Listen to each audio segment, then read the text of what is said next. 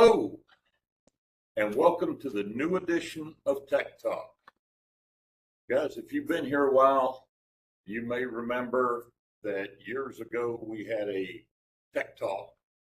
There's usually me and Joe, sometimes John or another trainer come in, and we do these Tech Talks in the morning, and we tried to hit them at 7 a.m. across the nation, so we re-filmed them like 4 times a day.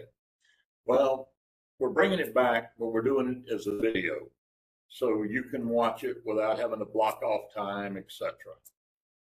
And maybe we'll go to live one day, who knows. But they said, hey, you need something to do, and I am the moderator. So today you're stuck with me. That's it. Now, next week I'm going to have Jocobia helping me on one, and then as time goes on, I'm going to bring other members of the training department in to be my co-host, and we'll be going through this. Now, the whole idea behind Tech Talk is to go through things to help you reduce reclaim, make your job easier, things of that nature. From our side of the house, technical, I can't help you with anything else, but from the technical side. So for the first 3, I was basically told here and handed about 11 service bulletins. And they said, these service bulletins are causing a ton of reclaim. We need you to talk to the guys and get their attention so we can take care of them. So guys, that's what we're going to do. Now in the future, I'll explain that at the end of the presentation. So let's go ahead and get started. I promise I won't take but about 15, 20 minutes of your time. All the Tech Talks are going to be between 15 and 30 minutes. We're going to try to make them short, sweet, and to the point. All right.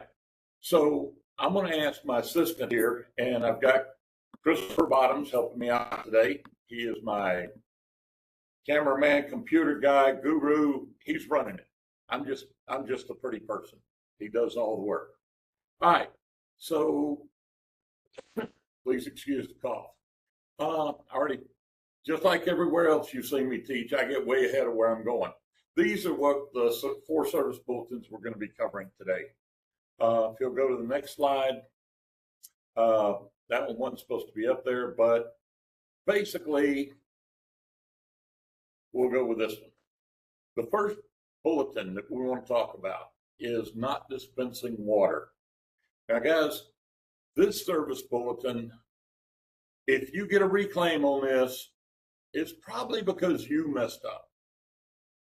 I'm going to ask Chris to go up to the upper right corner, and there's a block, well, down a little bit, that says applicable only, and they've got checked with every repair.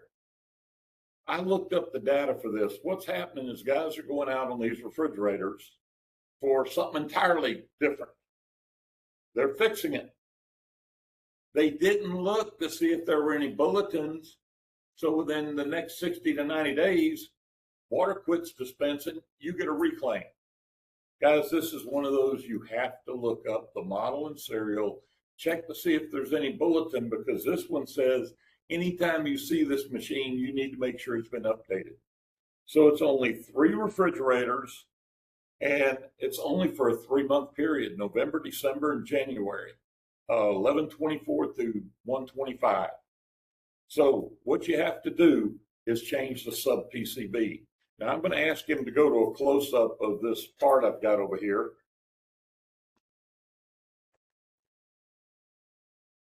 Now, when you look at the sub PCB, there's a little sticker on it right here.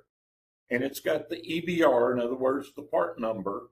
And what we want to see is those 4 big numbers that are on there.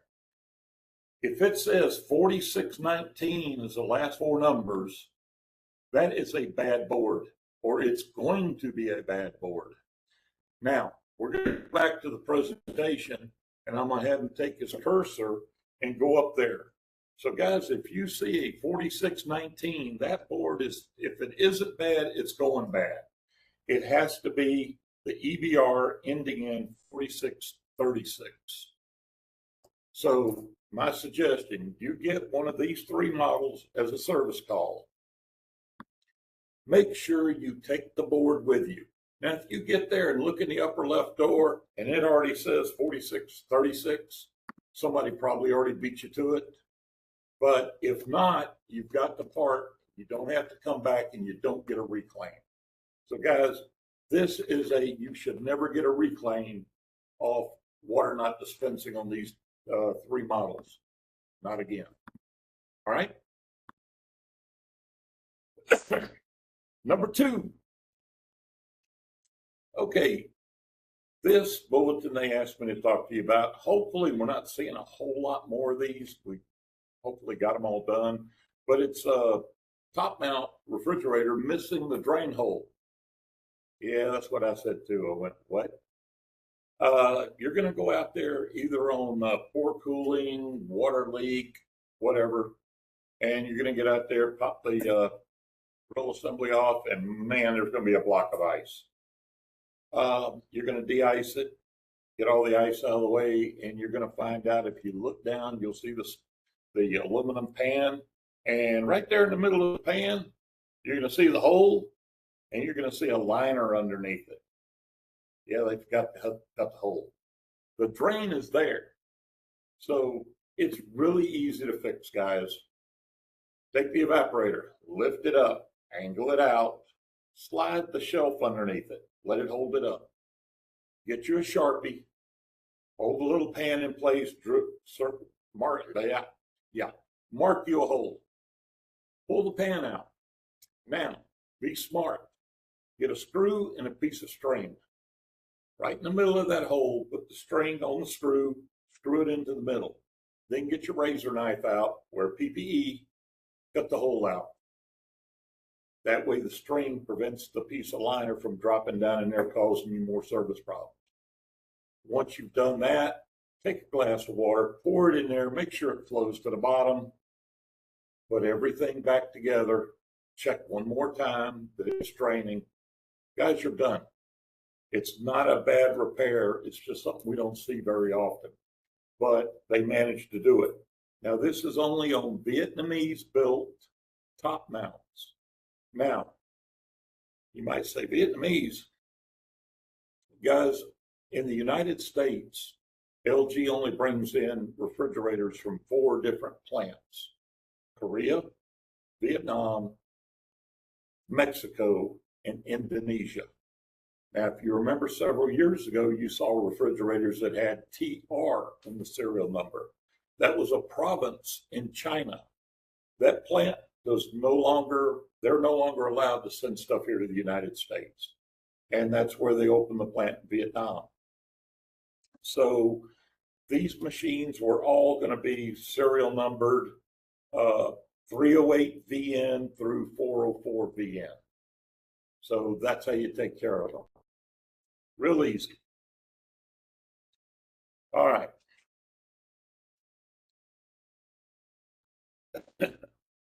This next one it caused a lot of heartache because people weren't reading the service bulletin. This is Ice Fan Grill Integrated Housing Application. Wow, what a name. Basically, it's saying if you need a grill assembly, this is what you need to order, but they screwed up. If you've got, this affects only 2 models, just 2, and it affects it, unfortunately, for 2 years and 1 month, from 207 KR through 408 KR. Now, if it's made between 207 and 407, you know exactly what part to order because it tells you right here what the part number is. If it was built from 409 KR through today, you know what part to order.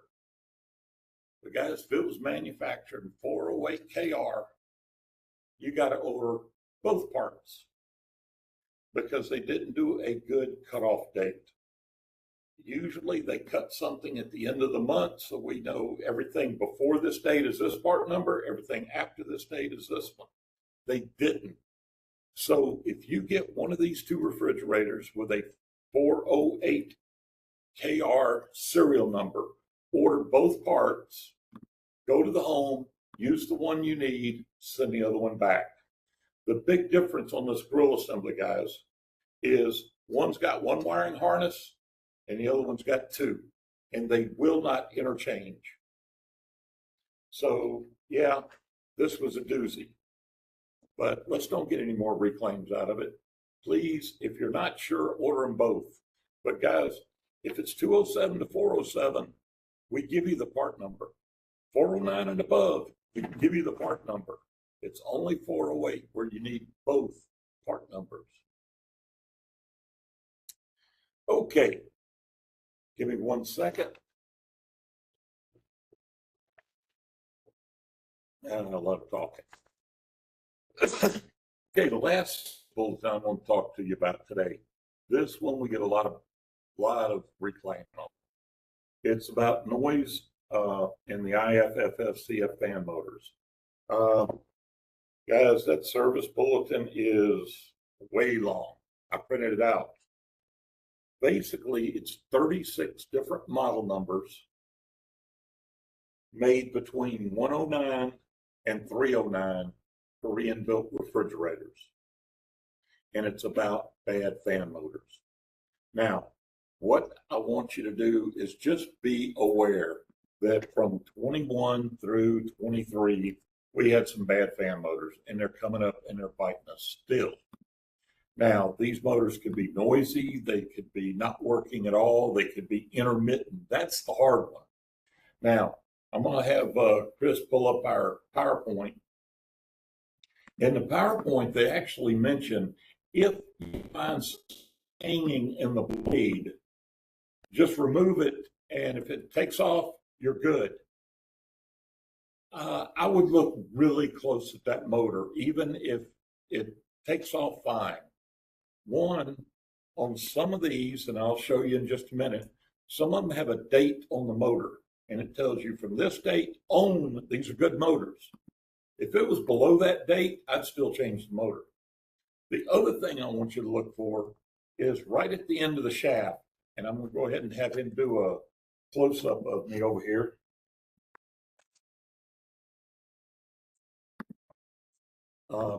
Had a friend of mine out in the field, Matt, send me a couple of bad motors. And this one, I know you can't see it, but when I turn the shaft, it hits a spot where it quits. And I got to put a lot of pressure on it. And then it goes, turns smooth, quits. Turns smooth, quits. So yes, that's a bad motor. Now this one, before we've shot this video 3 times, so, I'm trying to get it right this time. But this one originally, when I would do this, I'd get a handful of black and gray flecks. And guys and gals, that is the bearing that's coming apart. Little flecks are part of a sleeve bearing that was used in this motor. So both these are bad, and they needed to be replaced. Now, if we'll go back to the presentation, that's the motor I was telling you about. At the top of the motor, it's got a date. And if that date, which I can't read it from over here to there, but if it says 230910 or newer, that's a good motor. If it's got a date on it prior to that, change the motor out. Now, all the rest of these motors, they did not change the part number. That kind of made it hard, because how do you know if you got a good one or a bad one? But supposedly all these have been flushed out of the system, and anything you order today is a good part. So don't let these motors beat you up. I don't out there and change every fan motor. That's silly. But if you've got something that you think's a little intermittent, and with some of the new tools we're getting, like Argus, if you can see some fluctuations in that temperature, but your compressor's still been running, maybe a fan motor causing your problem, and it falls in that serial range, change your motor out. Now, in some cases, you got to change the whole grill assembly. Yes, I know that. but some of these are condenser motors, some are ice fan, refrigerator, or freezer. All right. Now, I've talked about everything they wanted me to talk to you about today. So let's go toward the end of the presentation. And first off, I'd like to thank you for spending time with me today. And hopefully we reminded you, I'm hoping none of this was brand new to you, but I'm hoping we reminded you of some things you could look for to help stave off some reclaim.